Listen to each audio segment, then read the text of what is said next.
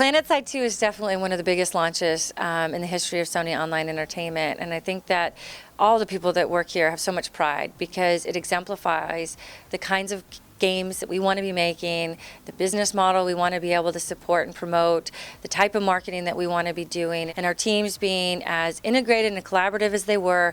Everybody was having a conversation with our players, soliciting feedback from moment one. This whole thing started with a survey about what would like to see in PlanetSide 2. It's always been about engaging our fans, talking to the players. Community is no stranger to SOE. We had community departments before I think the industry even knew what those were over 13 years ago at the launch of EverQuest.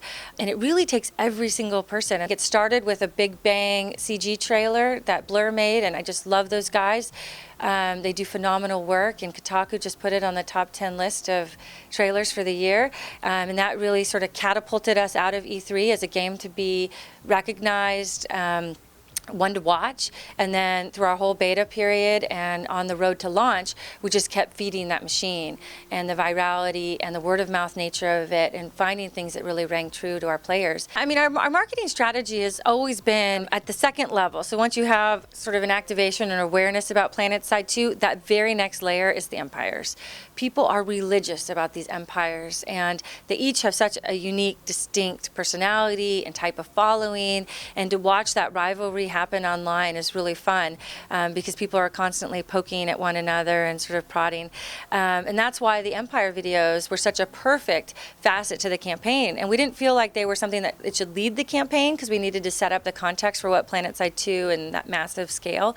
But the Empire videos were able to go a few steps deeper into what really drives that individual empire and what their matrix is and what they're all about and why they're fighting.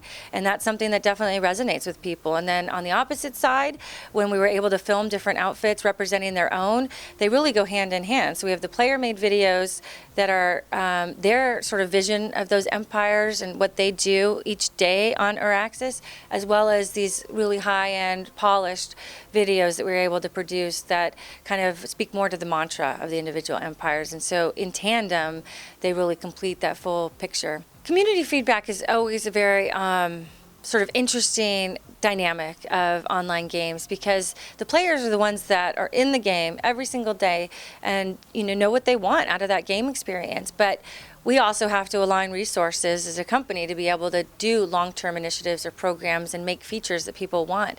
And so I think that just over the years, we've figured out the right recipe for that. And it really is engaging with your audience, engaging with those players to ask them, hey, does this sound right? What would you put on the list? What would you take off? This is sort of where we're thinking about going strategically with the game and how we want to evolve it and getting their feedback along the way instead of it being all of a sudden, we're going to be soliciting it. Maybe it's a little unique from some of the other folks in the industry, but I think that we want to monetize things that people feel like there's value in. And that's really sort of the genesis of our free-to-play model, not the nickel and diming, finding ways in which people can support our business model so that we can make great games.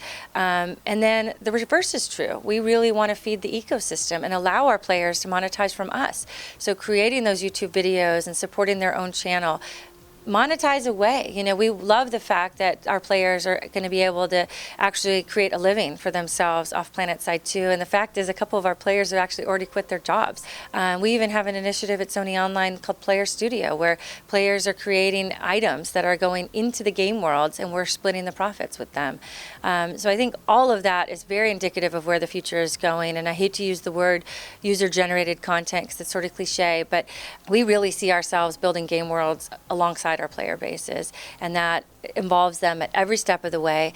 Anybody knows who's got a lot of resources that they're managing and need to pull together. Some of it's philosophy changes and getting the right mindset about how we want to approach things, and a lot of it is the tactical day-to-day. And so I think when both of those come together at the right moment, you can do amazing things.